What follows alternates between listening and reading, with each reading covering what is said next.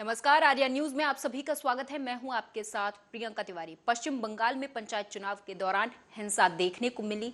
न केवल वोटिंग के दौरान बल्कि वोट काउंटिंग के दौरान भी कई इलाकों में हिंसा के मामले सामने आए। इसे लेकर रविशंकर प्रसाद ने बंगाल की मुख्यमंत्री पर तीखा हमला बोला और कहा कि लेफ्ट से भी ज्यादा निर्दयी हो गई हैं ममता बनर्जी।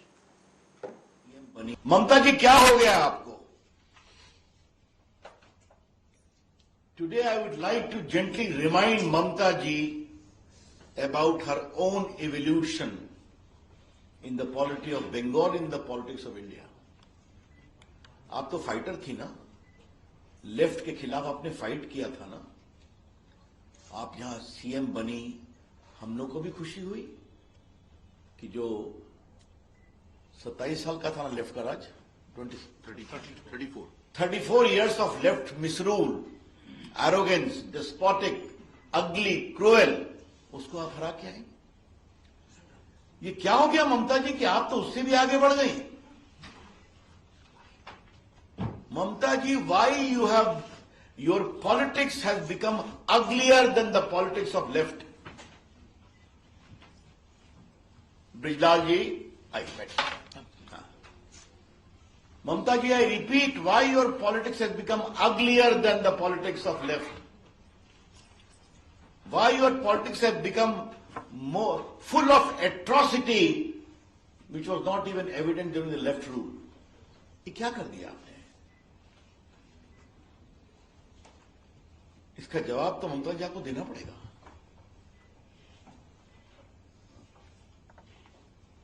हर बार के चुनाव में कोर्ट को इंटरवीन करना पड़ता है, कोर्ट को बड़े सख्त ऑब्जर्वेशन देने पड़ते हैं।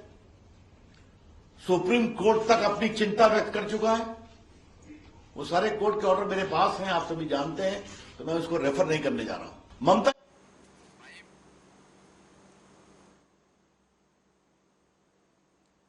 मध्य प्रदेश व्यावसायिक परीक्षा मंडल की ओर से आयोजित पटवारी परीक्षा का परिणाम जारी होने के बाद अब उसे लेकर सवाल उठने लगे। आरोप है कि रिजल्ट में बड़ा घोटाला हुआ है। कांग्रेस के बड़े नेता और पूर्व केंद्रीय मंत्री अरुण यादव के बाद अब एमपी पीसीसी चीफ कमलनाथ ने इस मामले पर शिवराज सरकार को घेरा है। उन्होंने घोटाला करना शिवराज सरकार का चरित्र बता दिया है। कमलनाथ के अलावा विधानसभा नेता प्रतिपक्ष डॉक्टर गोविंद सिंह ने इस मामले पर मुख्यमंत्री शिवराज सिंह चौहान को एक पत्र भी लिखा है। आप भी सुने। इस विधानसभा का आखिरी सत्र था, 5 दिन के लिए घोषित किया गया था और हमें उम्मीद थी कि ये 5 दिनों में हर विषय पर चर्चा करेगी। कुछ घंटों चला, 2 दिन भी नहीं चला। कल कुछ घंटे चले और आज कुछ घंटे चले। मांग क्या थी? हमारी मांग थी कि जो आदिवासियों पर अत्याचार किया जा रहा है, इस पर हम स्थगन प्रस्ताव लाए। ये स्थगन प्रस्ताव नहीं मानते, पर चर्चा के लिए तो तैयार हो जाते। ये तो चर्चा के लिए भी तैयार नहीं। ये महाकाल का इतना बड़ा घोटाला, उसकी चर्चा के लिए नहीं तैयार। आग लगी, कितनी सारी आग लगी, उस पर चर्चा के लिए तैयार नहीं। महंगाई पर, बेरोजगारी पर, पूरे प्रदेश में अव्यवस्था, ये किसी चीज पर चर्चा करने को तैयार नहीं है। ये सदन का सामना तो छोड़िए, आज तो हालात है कि ये प्रदेश का सामना भी नहीं कर पा रहे हैं। ये हालात है और ये हमारे मध्य प्रदेश के मतदाता, पूरे मध्य प्रदेश की तस्वीर उनके सामने है, जहां हर वर्ग परेशान है, हर वर्ग दुखी है, ये समझ गए। इसलिए इन्होंने कुछ घंटों में, ये आखिरी सत्र था, मैंने प्रवेश किया था इस सदन में एक लोकसभा के सदस्य के रूप में, सदन के नेता के रूप में। उसके बाद मैं विधानसभा का सदस्य बना और मुझे जो उम्मीद थी इस लोकसभा से, इस विधानसभा से, कि मेरा इतना अनुभव रहा है, 40 साल मेरा लोकसभा या विधानसभा में अनुभव रहा है, हम इसका फायदा उठाते, जनता तक अपनी बात पहुंचाते, ये भी जनता की बात हमसे सुन लेते। इनको सुनने में परेशानी है, बस दबा दो, छिपा दो। आज इनके पास केवल यही बचा है। पटवारी भर्ती परीक्षा में गड़बड़ी खबर है। देखिए, ये रोज कोई ना कोई गड़बड़ी और घोटाला हो रहा है। पटवारी घोटाला तो एक उदाहरण है। कल झाबुआ में आदिवासी समाज की एक घटना हुई। रोज कुछ ना कुछ हो रहा है और मुझे तो इस बात का दुख है कि हमारी मीडिया केवल बड़ी बड़ी न्यूज छापेगा। जो छोटी छोटी जगह ये हो रहा है, हमारे ब्लॉक में, हमारे गांव में, हमारे जिलों में, उसकी सूचना यहां तक पहुंचती नहीं है। पर रोज कुछ ना कुछ घोटाला, हजारों की संख्या में घोटाले, ये आज मध्य प्रदेश।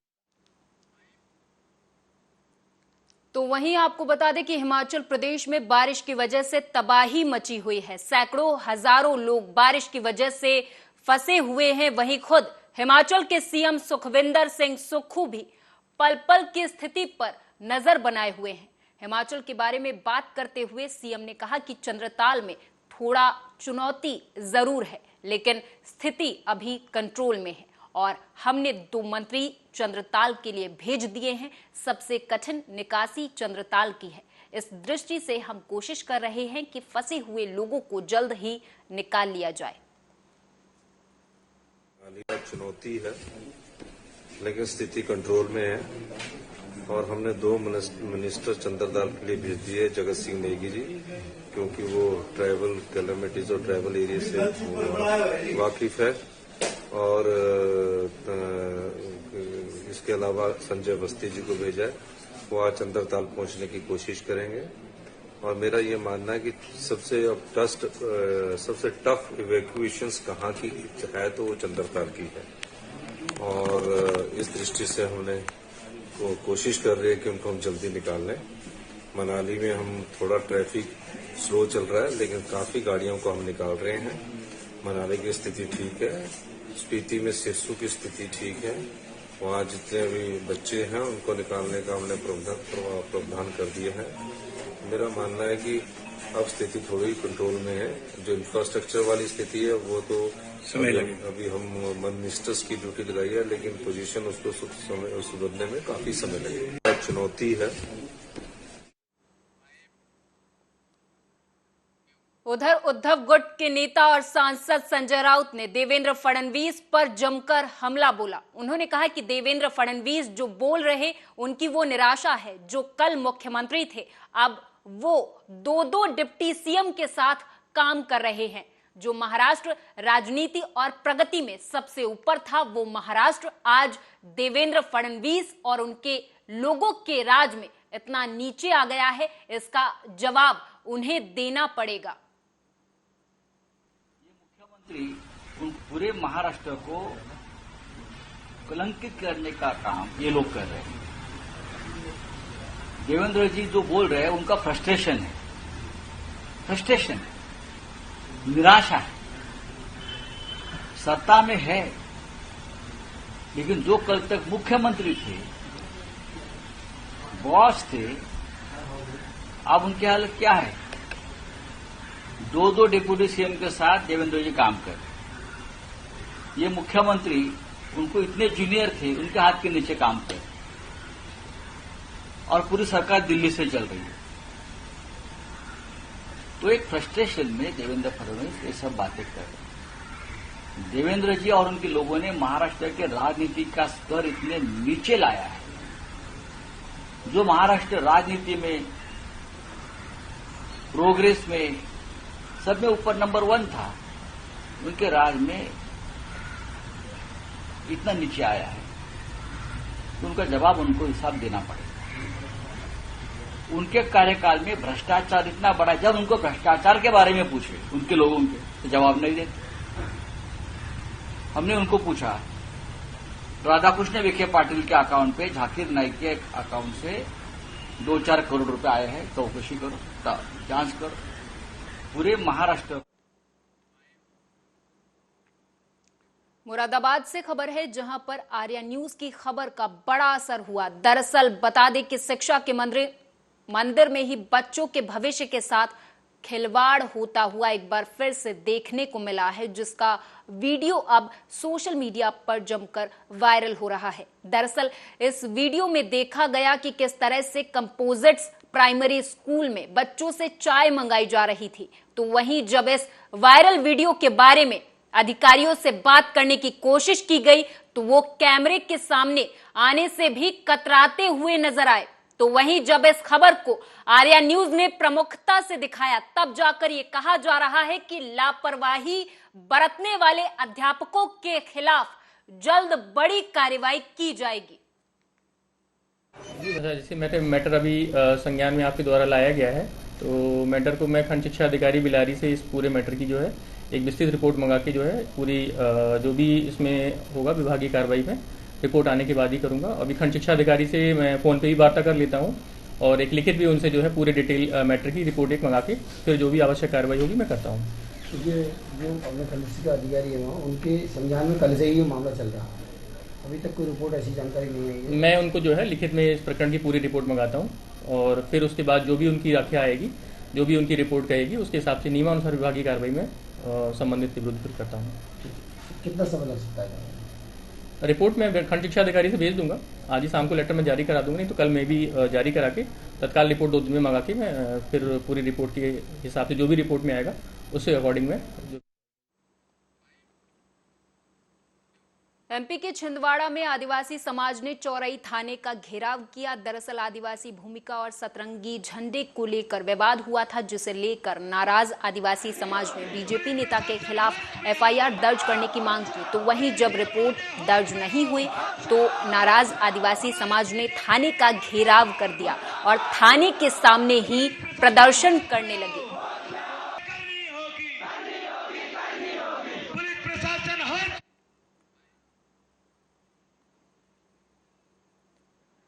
अयोध्या से खबर है, बताते चले कि पुलिस से मिली जानकारी के मुताबिक अयोध्या में एक भाई ने अपने ही भाई का अंगूठा काट लिया, जिसकी शिकायत पुलिस को की गई। दरअसल एक भाई ने अपने भाई को गाली देने से मना किया और वो जब नहीं माना तो एक भाई ने अपने ही भाई का गुस्से में आकर अंगूठा काट लिया, जिससे आरोपी भाई के ऊपर पीड़ित ने थाने में शिकायत दर्ज करवाई है। गांधी वार्ड में 2 भाइयों का विवाद हो गया था, जिसमें एक भाई के द्वारा दूसरे भाई के अंगूठे को काट लिया गया है। प्रकरण दर्ज किया गया है। अयोध्या बस्ती गांधी वार्ड में 2 भाइयों का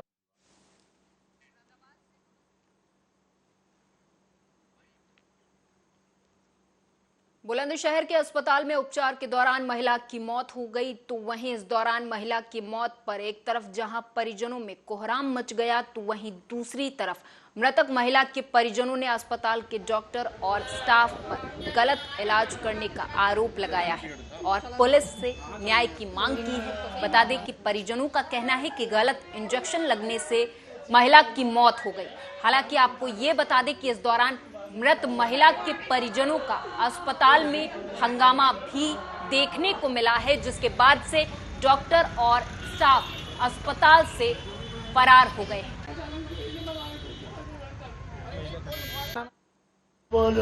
क्या घटना हुई है? किसने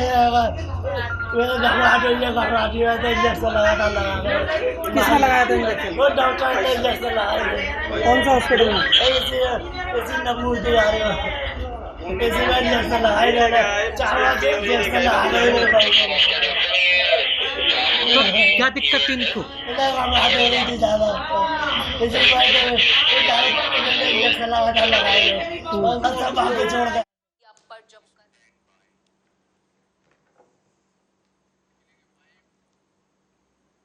उधर रायबरेली में भारी बारिश के बीच घर पर आकाशीय बिजली गिर पड़ी। जिस वक्त घर में बिजली गिरी उस वक्त एक बच्चा घर में सो रहा था, लेकिन गनीमत ये रही कि बच्चा बाल बाल बच गया। लेकिन घर में रखे बिजली के सारे उपकरण जलकर राख हो गए हैं। ये पूरा मामला मिल एरिया थाना क्षेत्र के जैतुपुर गांव का है, जहां आज सुबह भारी बारिश के बीच तेज गड़गड़ाहट के साथ आकाशीय बिजली गांव के रहने वाले मनोज शर्मा के घर में गिर गई। हालांकि ये गनीमत रही कि बच्चा सुरक्षित है। मौसम को देखते हुए, जैसा कि बरसात का मौसम चल रहा है, इसको देखते हुए सुबह प्रातःकाल अर्ली मॉर्निंग काफ़ी तेज बिजली की कड़कड़ाहट से बिजली हमारे सामने गिरी है और जिससे हमारे परिवार के सदस्य के घर के ऊपर बिजली गिरने से काफ़ी नुकसान हुआ है। और भगवान का शुक्रिया अदा करता हूं कि कोई जनहानि, बड़ी हानि नहीं हुई है और फिर भी अप्रॉक्सीमेट लाखों का नुकसान हो चुका है, जिससे पूरी वायरिंग वगैरह ध्वस्त हो चुकी है, इन्वर्टर वगैरह चले गए हैं, इलेक्ट्रॉनिक अप्लायंसेस जितने हैं सब नष्ट हो चुके हैं। प्रशासन को किसी को आपने सूचना दी? अब अभी तक किसी को प्रशासन का कोई व्यक्ति हमारे पास आया नहीं है और ना ही इसकी सूचना किसी के माध्यम से उन तक पहुंचाई गई है, क्योंकि जनहानि नहीं हुई है। इसीलिए हम लोग बस भगवान के भरोसे बैठे हुए हैं और सरकार से 4 बजे जब पानी वानी खूब गिर रहा था तो बहुत जोर से बिजली कड़की और इतनी जोर से कड़की कि हम लोग बिल्कुल इतना परेशान हुए कि हमारी नाती वहाँ बेटा है तो यहाँ हमें लगा कि जैसे हमारी छत डर गई। हम वहाँ से जल्दी से भागे, नाती को लेके आए, वहाँ सब बल्ब टूट के सब हमारे बेड पर गिर गए, सब पूरा बत्ती चली गई, सब इतना नुकसान हुआ हमारा कुछ कह नहीं। लेकिन यह है कि हमारे उधर बुलंदशहर में पोल्ट्री फार्म संचालक की हत्या का खुलासा करते हुए पुलिस ने पत्नी समेत 3 आरोपियों को गिरफ्तार कर लिया। वहीं आरोपी पत्नी का कहना है कि पति के उत्पीड़न से तंग आकर उसने अपने प्रेमी और एक अन्य साथी की मदद से पति की हत्या की।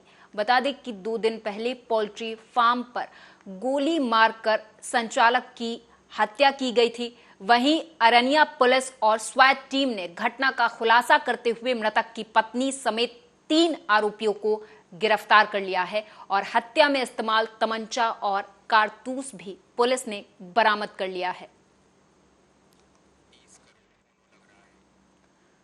तो बुलंदशहर से एक खबर है जहां पर पत्नी ही पति की हत्यारन निकली। दरअसल आरोपी पत्नी का इस पर कहना है कि वो अपने पति के उत्पीड़न से तंग आ गई थी, इस वजह से उसने अपने प्रेमी और एक अन्य साथी के साथ मिलकर अपने ही पति की हत्या कर दी। बता दें आपको कि पोल्ट्री फार्म संचालक की हत्या का खुलासा पुलिस ने कर दिया है। 2 दिन पहले पोल्ट्री फार्म संचालक की हत्या की गई थी और इसमें हत्यारन और कोई नहीं, उसकी ही पत्नी और उसका प्रेमी, पत्नी का प्रेमी और उसका एक अन्य साथी निकला है।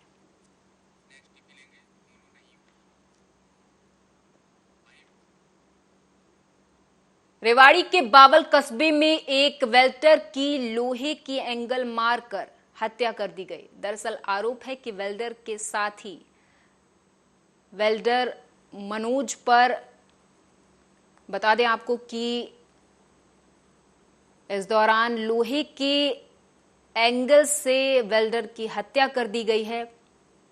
घटना की सूचना पाकर मौके पर पहुंची पुलिस ने केस दर्ज कर जांच शुरू कर दी है। जानकारी के मुताबिक बता दें कि मृतक संतोष विश्वकर्मा टीकमगढ़ का रहने वाला है, जो कुछ समय पहले दिल्ली जयपुर हाईवे स्थित बावल रोड पर एक वेल्डर वर्कशॉप में काम करता था। संतोष और मनोज दोनों वर्कशॉप में ही रहते थे। बीती रात वर्कशॉप मालिक महक कुमार संतोष और मनोज नाम के वेल्डर को वर्कशॉप में छोड़कर चला गया था।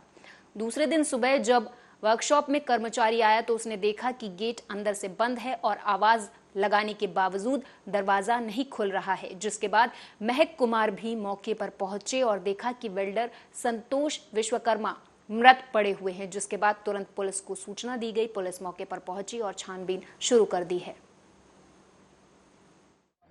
ये अपना वेल्डिंग का काम करते थे नचौना रोड पे और जो टीकमगढ़ डिस्ट्रिक्ट के रहने वाले थे, 2 लेबर का काम करते थे वेल्डिंग का, जिसमें संतोष विश्वकर्मा की डेड बॉडी मिली थी। तो यहाँ पे आके जब देखा तो इसके साथ जो इसी के गांव का दूसरा मनोज नाम का जो था वो यहाँ से गायब मिला और कोई एंगल वेंगल या लोहे का कुछ सर में मार के और इसकी हत्या की गई है। इस मामले में SHO बावल और CIA दारू इलाकी 2 टीमें गठित की गई है और मुकदमा दर्ज करके आरोपी को जल्दी से जल्दी गिरफ्तार किया जाए। अपना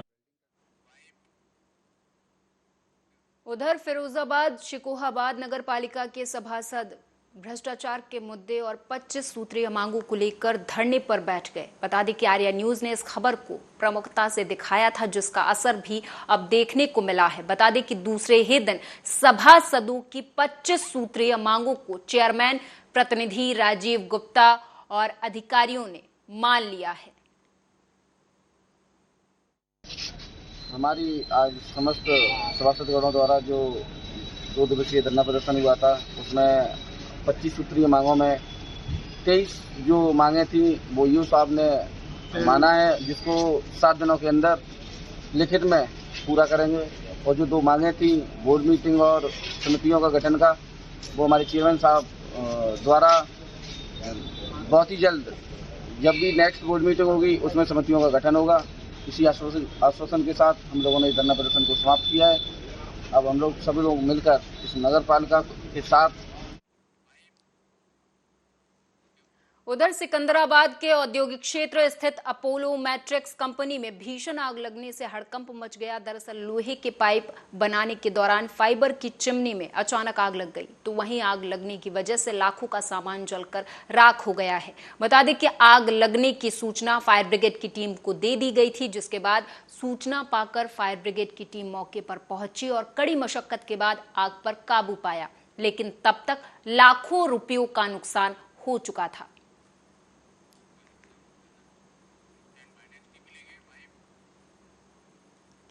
अलीगढ़ में नगर सफाई मजदूर संघ के द्वारा अपनी मांगों को लेकर लगातार प्रदर्शन किए गए थे, लेकिन लंबे समय से आज तक मजदूर संघ के द्वारा दिए गए मांग पत्रों को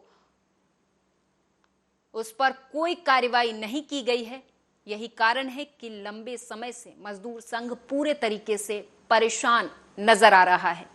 आज भी मजदूर संघ के द्वारा 11 सूत्रीय मांग पत्र देकर कार्रवाई की मांग की गई है। अब देखना यह होगा कि लंबे समय से परेशान चल रहे मजदूर संघ के पत्र पर कोई कार्रवाई अमल में लाई जाएगी या नहीं।